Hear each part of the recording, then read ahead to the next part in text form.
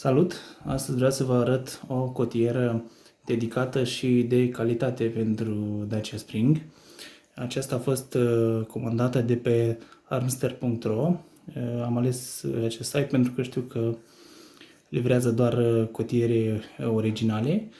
Deci acest model este produs de către Rati și este așadar dedicat Dacia Spring. Se poate alege în două nuanțe, în gri și negru. Acesta este modelul pe negru și se poate de asemenea comanda cu sau fără portofel, o să vedem imediat. Dar mai întâi să vedem ce conține pachetul.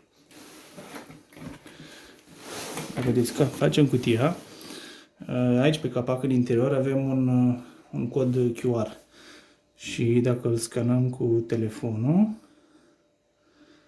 ne duce pe pagina producătorului.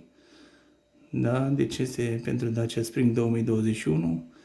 Avem aici mai multe informații și de asemenea avem și ghidul de instalare în format electronic. Deci nu s-a mai făcut risipă de hârtie. Foarte, foarte ușor de accesat instrucțiunile. Și acum să vedem ce se găsește în pachet. Avem în primul rând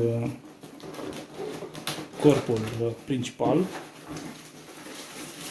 adică cotiera propriu-zisă. Da, aceasta este, vă spuneam, este modelul cu portofel și pe culoarea negru. Există și pe gri. O să facem un review al tuturor funcțiilor după ce o să montăm. Ok, și hai să vedem ce mai găsim în pachet. Avem piciorul. Aici sunt 4 găuri unde se montează cu ajutorul unor holșuruburi mai lungi. Trebuie să fie aici în punguță 4 holșuruburi mai lungi pentru a prinde corpul de picior. Da, piciorul este aici decupat pentru frâna de mână, iar în partea de jos are găuri pentru a fi prins pe consola centrală a Dacia Spring.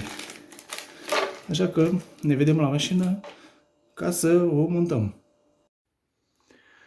Vreau să vă arăt, deci cele 4 holșuruburi mai lungi se folosesc cu câte o șaibă, deci pentru a prinde piciorul de corp.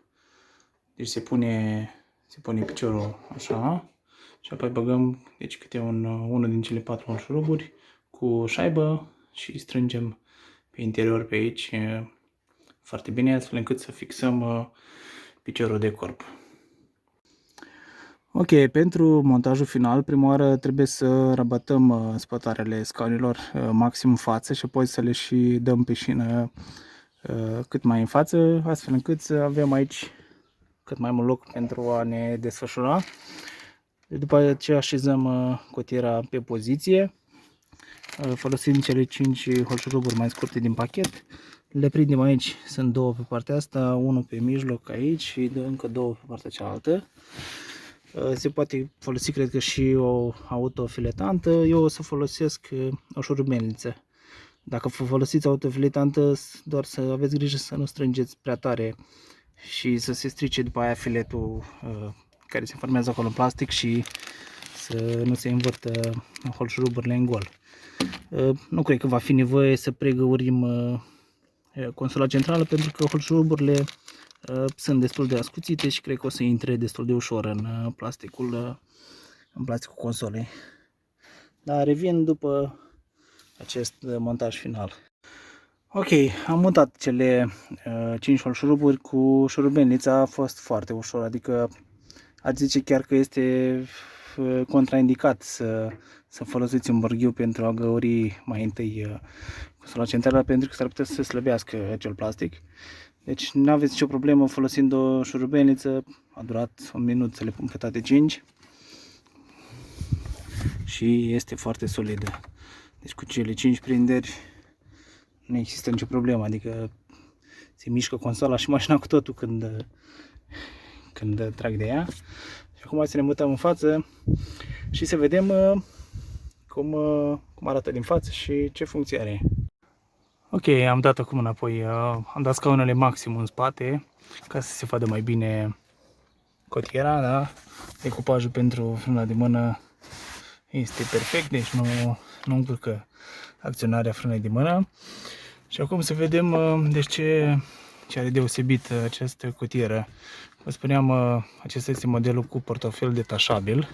Portofelul este făcut dintr-un plastic așa cauciucat cu capac de piele și are aici o clemă, se poate agăța la curea și când orice mașină îl scoți de la curea și îl pui aici.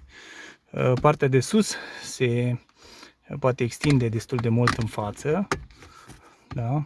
Și este destul de rezistentă. Așa, are mai multe nivele de reglaj pe înălțime. Bineînțeles, se poate ridica până mai sus. Ok, și în interior este căptășit, toată această parte de jos este căptășită cu pâslă. Are aici doi suporți pentru pixuri.